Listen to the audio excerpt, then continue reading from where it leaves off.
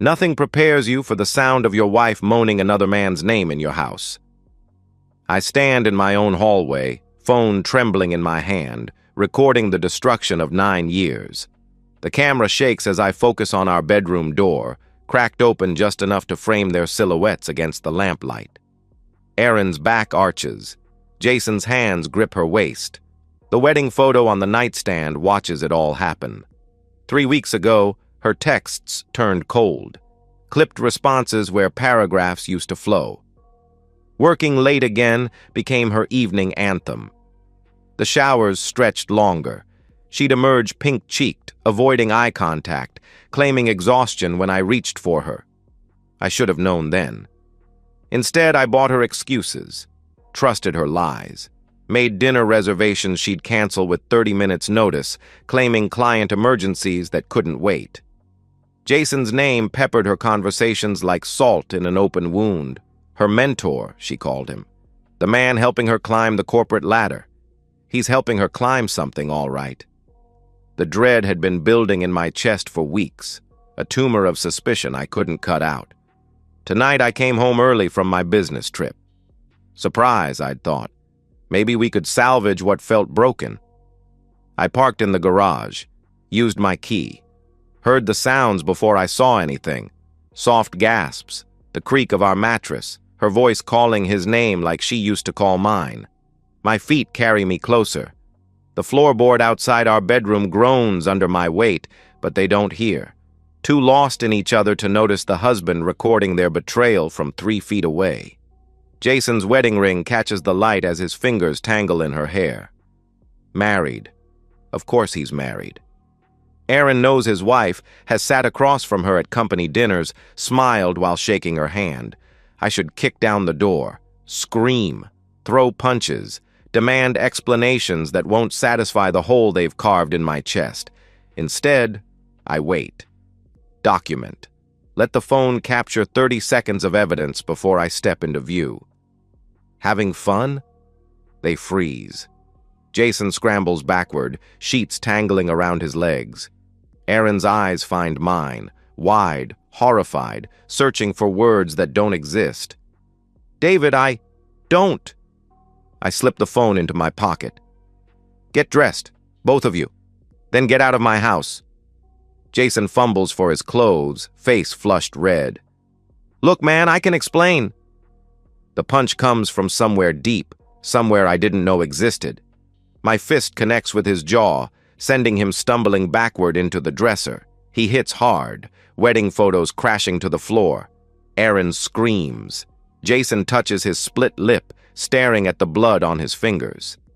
You have 5 minutes, I say, my voice steady despite the earthquake in my chest. Then I call your wife. Then I call the police. Jason's eyes dart between me and the door. He grabs his shirt, his shoes, not bothering with his belt. Coward. Erin pulls the sheet around herself, tears streaming. David, please, let me explain. There's nothing to explain. I turn toward the door, then pause. Don't worry. This isn't over. Not even close. I drive until the adrenaline burns off, leaving behind something colder, harder. The man who walked into that house died in the hallway. What sits behind this steering wheel is something else entirely. 9 years. 9 years of shared dreams, whispered promises, building a life together. I think of our wedding day, how she cried during her vows, claiming she'd never felt love like this. How she insisted on writing them herself because Hallmark cards couldn't capture what we had. Lies. All of it. I park outside a 24-hour diner, the kind that serves coffee strong enough to wake the dead. The waitress looks like she's seen everything twice. She pours without asking, recognizing something in my face that needs caffeine more than conversation. My phone buzzes. Erin's name lights up the screen. I decline the call, then another, then a third. She switches to texts. David, please. We need to talk. It's not what you think. I love you. I've always loved you. Please come home. Each message is another nail in the coffin of whoever I used to be. That man would have believed her, would have crawled back, grateful for scraps of affection, would have asked what he did wrong, how he could fix this. But that man is dead. I pull out my laptop, connecting to the diner's Wi-Fi. First stop, our bank account. Joint checking, joint savings, the investment fund we'd been building for a house upgrade. I document every transaction from the last 6 months. Hotel charges I didn't make, restaurants where I wasn't present, lingerie purchases that never made it to our bedroom. Erin's iCloud syncs automatically to my iPad, a convenience she insisted on years ago for sharing photos. Now it's an archive of her betrayal. Screenshots of flirty messages with Jason dating back 4 months. Photos she sent him. Videos I can't bring myself to watch. The evidence tells a story I was too blind to read. Late nights that weren't about work. Business trips that coincided with Jason's travel schedule. The way she'd smile at her phone during dinner, claiming it was just her sister. My coffee grows cold as I compile the timeline. 4 months of lies. 4 months of coming home to kiss lips that had been on another man. 4 months of sleeping next to someone who'd already left our marriage. By dawn, I have enough documentation to bury them both. My lawyer's emergency line forwards to voicemail. I leave a message, keeping my voice level. Marcus, it's David. I need to see you today. Divorce proceedings. I have evidence. The phone rings within 20 minutes. Jesus, David. What happened? My wife happened. I close the laptop, signaling the waitress for another cup. How quickly can we move on this? Depends on what you've got. Video evidence, financial records, 4 months of documented adultery with her married boss. Marcus whistles low. That's comprehensive. You sure you want to go nuclear? Nuclear. The word sits heavy in my chest. Once upon a time, I'd have said no. Would have tried counseling, separation, anything to save what we'd built. But you can't save something that was already dead. Schedule it, I tell him. And Marcus? I want them to hurt. The man I used to be would have been horrified by those words. This new version of myself feels only cold satisfaction. Some betrayals don't deserve forgiveness. Some wounds are meant to scar. I finish my coffee and drive home to an empty house. Erin's car is gone. Good. I need space to think, to plan, to figure out what kind of man rises from the ashes of a burned marriage. The bedroom still smells like her perfume and his cologne. I strip the sheets, throw them in the garage. Bleach won't clean what happened here, but new linens might help me sleep without seeing their bodies tangled together. My phone buzzes again. This time it's not Erin. David, this is Jason. We need to talk. This doesn't have to get ugly. I stare at the message for a long moment, then delete it without responding. He's wrong. It's already ugly. The question now is how ugly I'm willing to make it. The answer surprises me with its clarity. As ugly as necessary. Jason Mayer isn't just a cheater. He's a predator wearing a company badge. Married 15 years, 2 kids, corner office with motivational posters about integrity and teamwork. The kind of man who volunteers for charity events while destroying families in his spare time. I spend 3 days learning everything about him. LinkedIn profile full of leadership awards. Company bio highlighting his mentorship program for rising female executives. The irony tastes like copper in my mouth. Erin isn't his first protege. Social media tells the story if you know how to read it. Photos from company retreats where his hand lingers too long on shoulders. Team dinners where he sits suspiciously close to different women over the years. Comments from former employees about his hands-on management style. The video needs editing. I blur Erin's face, not to protect her, but because this is about more than one affair. Her features obscured, she becomes every woman Jason's manipulated. The audio stays crystal clear, his voice, her moans, the unmistakable sounds of boss and subordinate crossing lines that should never be crossed. I compile supporting evidence, email timestamps showing late-night messages between them, expense reports for business trips that coincided with romantic getaways, credit card receipts for hotels that weren't on either of their approved travel itineraries. The anonymous email goes to 3 addresses: HR, the company's board liaison, and their legal department. The subject line reads, "Potential pattern of workplace harassment, urgent review required." My message is clinical, professional. To whom it may concern. Attached, you will find evidence of potentially illegal conduct by Jason Mayer, Regional Sales Director. The documentation suggests a pattern of inappropriate relationships with female subordinates under his direct supervision. This material was obtained legally and represents a clear violation of company policy regarding workplace harassment and abuse of power. I trust you will investigate this matter with the urgency it deserves. Please note, failure to address this situation appropriately may result in legal action and public disclosure of your company's inadequate response to documented misconduct. Concerned stakeholder. I send it at 6 a.m. on a Tuesday, knowing it will hit their inboxes before coffee, before excuses, before Jason can spin his way out of consequences. By Thursday, whispers float through their office building. A friend of a friend mentions Jason's sudden absence from meetings. Aaron texts me frantically. "Something's happening at work. Jason's not answering his phone. HR wants to see me tomorrow." "David, please. Did you do something?" I don't respond. Let her connect the dots. Let her understand what happens when you betray someone who actually pays attention. Friday afternoon, Jason Mayer submits his resignation effective immediately. His LinkedIn profile disappears by evening.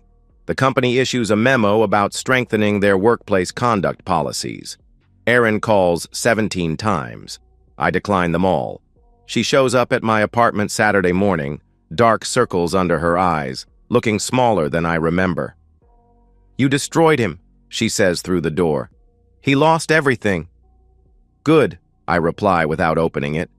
"He destroyed my marriage. Now we're even." "David, please, let me explain.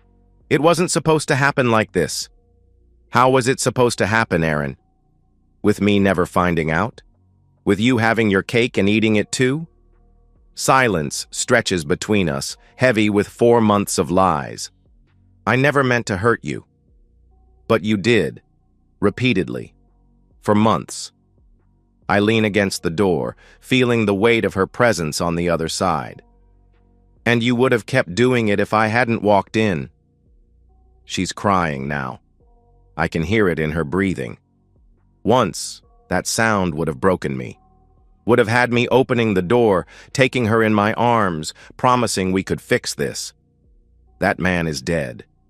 He died watching his wife choose another man in their bed. "Go home, Aaron. My lawyers will be in touch." Her footsteps retreat down the hallway. I wait until I hear her car start before I pour myself a drink and toast the silence. Some people think revenge is about anger. They're wrong. The best revenge is calculated, cold, surgical in its precision. Jason thought he could take what was mine without consequences. He was wrong about that too. Money talks, but it also walks. 3 weeks of careful planning with Marcus ensures every legal move is airtight. Joint accounts require both signatures to close, but individual withdrawals under certain thresholds don't trigger automatic notifications. I've been paying our bills for years, managing our investments, handling the paperwork Erin found tedious. Her oversight becomes my advantage. I liquidate everything I legally can. The emergency fund we'd built for house repairs, my individual retirement account, stock options from my company. The money flows into an account she doesn't know exists, opened the day after I caught them. Marcus serves her divorce papers at work. Timing matters. I want her colleagues watching, want them to whisper about why Erin Hartwell is receiving legal documents during her performance review. The office gossip mill will do the rest. She calls immediately. "David, what the hell? You froze our accounts?" "I secured my assets," I correct. "There's a difference. I can't access anything. The credit cards aren't working." That's unfortunate. Her voice climbs higher. This is financial abuse. My lawyer says, your lawyer can request temporary support through the court. Good luck with that, considering the evidence I've provided. The evidence sits in a manila folder on Marcus's desk. Screenshots from her own iCloud backup showing 4 months of infidelity, hotel receipts, romantic messages, photos she sent Jason that would make her mother weep.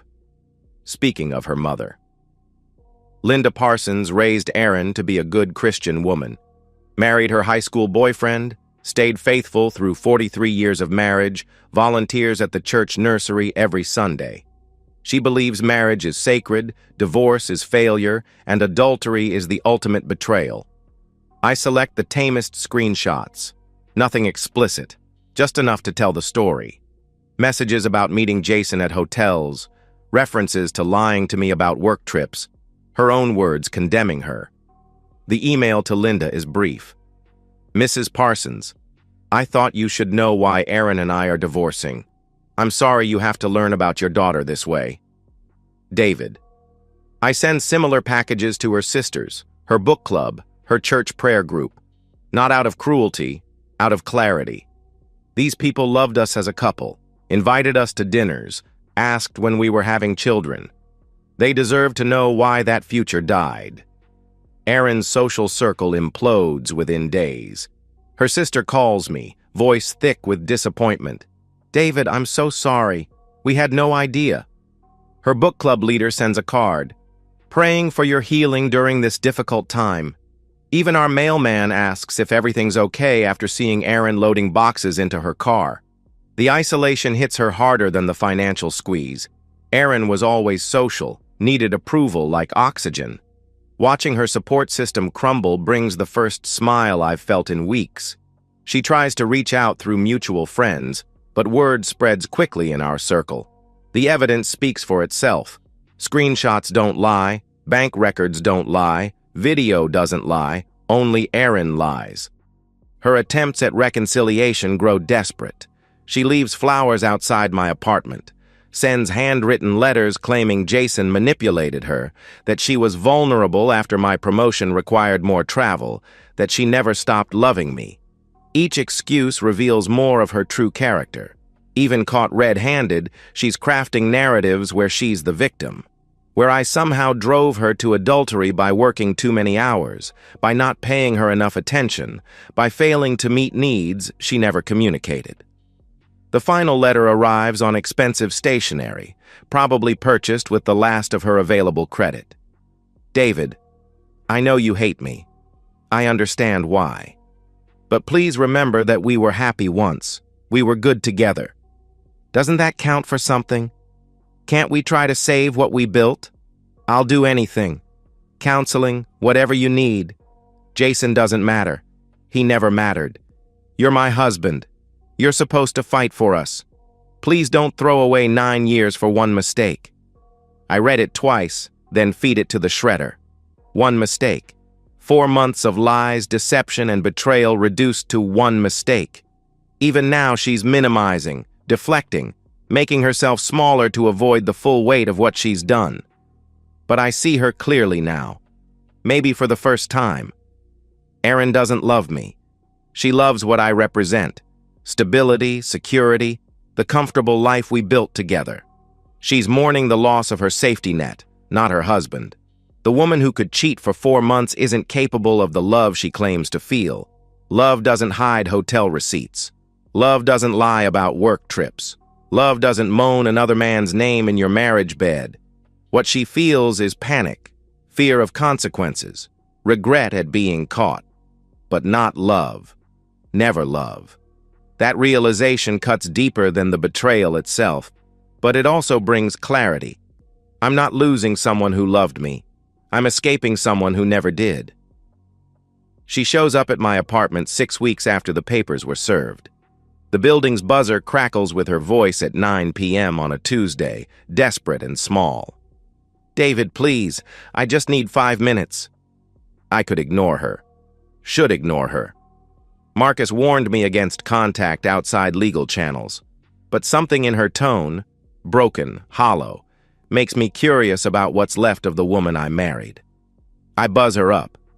When the elevator opens, I barely recognize her. 20 pounds lighter, her face gaunt, wearing clothes that hang loose on her shrinking frame. The Erin I knew was meticulously put together, never left the house without makeup, spent an hour each morning perfecting her appearance. This woman looks like she's been surviving on coffee and desperation. "Thank you," she whispers, stepping into my apartment. She glances around, taking in the changes. New furniture, different art, no trace of our life together. It looks good, different, but good. I don't offer her coffee or a seat. This isn't a social visit. "What do you want, Erin?" I questioned. She wraps her arms around herself, suddenly fragile. "I wanted to see you, to explain." "There's nothing to explain," I replied. "Yes, there is." Her voice cracks. "You think you know what happened, but you don't understand. I understand perfectly." I keep my distance, staying near the door. "You chose to have an affair with your married boss for 4 months. You lied to me every day. You brought him into our bed. What else is there to understand?" Tears track down her cheeks. "It wasn't supposed to happen. Jason, he was so charming, so interested in my career. He made me feel important, valued." "And I didn't?" I asked. "Not the same way. You loved me, but he saw me, really saw me, my potential, my intelligence. He saw an opportunity, a married woman vulnerable to manipulation. You weren't special, Erin. You were convenient." She flinches like I've slapped her. "That's not true." "Isn't it? How many other protégés has he mentored over the years? How many other married women has he helped climb the corporate ladder?" The color drains from her face. She knows. Deep down, she's always known. "He lost everything because of you," she says quietly. "His job, his marriage, his wife took the kids." "Good. Actions have consequences. So do yours." Her voice hardens, showing a flash of the old Erin. "You destroyed 2 families, David, not just ours. His children will grow up in a broken home because of what you did. His children will grow up knowing their father is a predator. That's not my fault. It's his." She stares at me, searching for cracks in my resolve. Finding none, she tries a different approach. "Do you remember our 3rd anniversary? We drove to that little bed and breakfast in Vermont. You said you'd never been happier." "I remember," I replied. "You meant it. I could see it in your eyes. You loved me completely." She steps closer. "That man is still in there somewhere.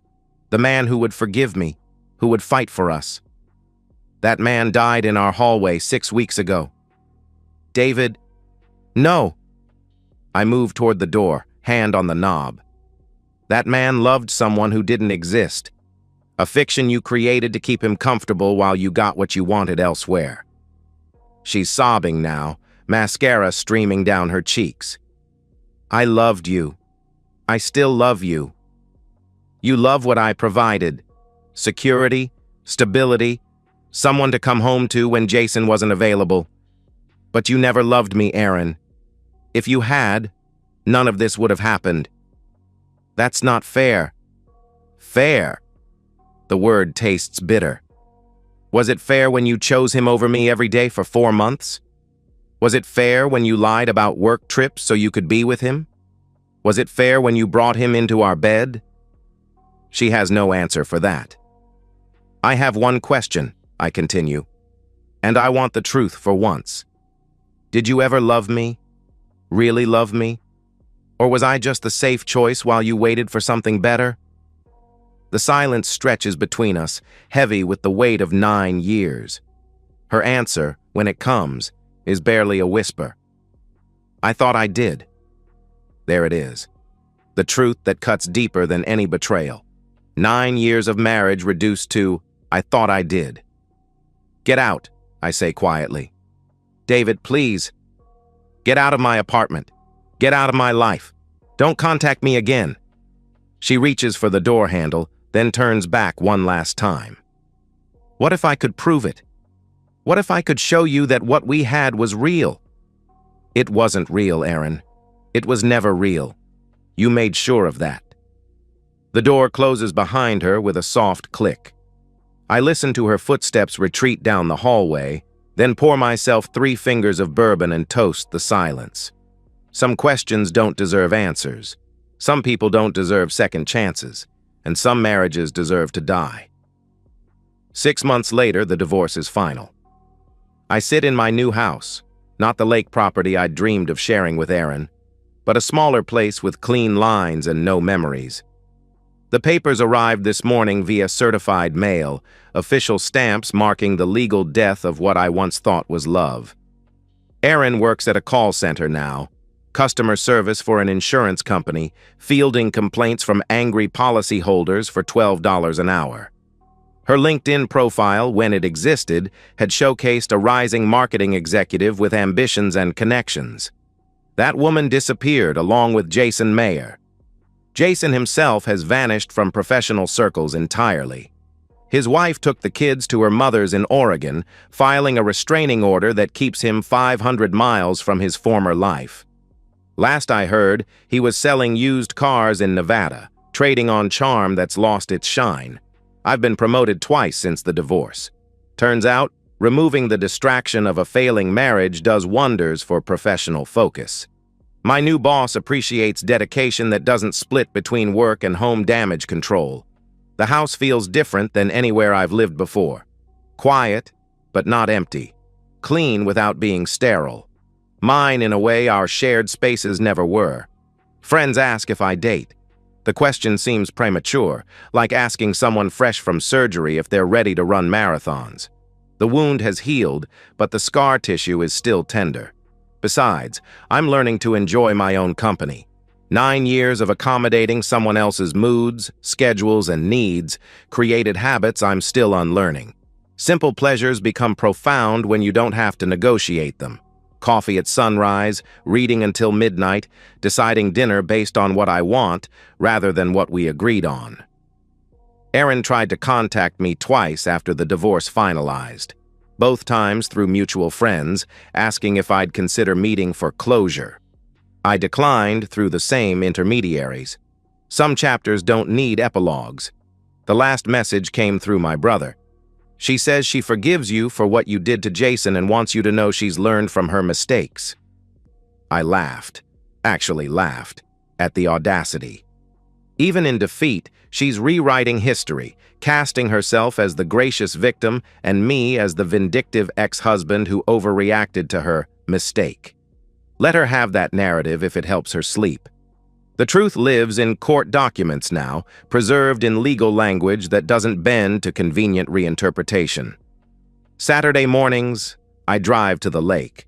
Not to fish or swim, but to sit on the dock and watch the water move. Sometimes I think about the man I used to be, trusting, optimistic, willing to believe the best in people even when evidence suggested otherwise. I don't miss him exactly. But I understand why he existed. Love makes us vulnerable, and vulnerability makes us blind to what we don't want to see. The man I am now sees clearly, protects what matters, chooses carefully who deserves trust and who has to earn it. I'm not bitter. Bitterness implies ongoing anger, and anger requires caring.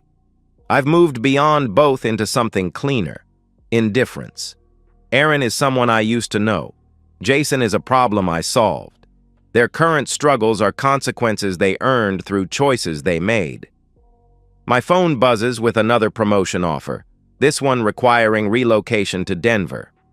Mountain views instead of lake access, but the same promise of new beginnings. I accept it immediately. Some people cry for closure. Others build it brick by brick, decision by decision, until the past becomes just another story about someone else's life. I built mine with silence, and silence, I've learned, is the most powerful response of all. And that's the end of today's story. If you enjoyed it, please give this video a thumbs up and drop a comment below. Your support helps the algorithm push my content further. If you're new to the channel, don't forget to hit that subscribe button. It really helps me keep creating more stories for you. Thanks for watching, and I'll see you in the next one.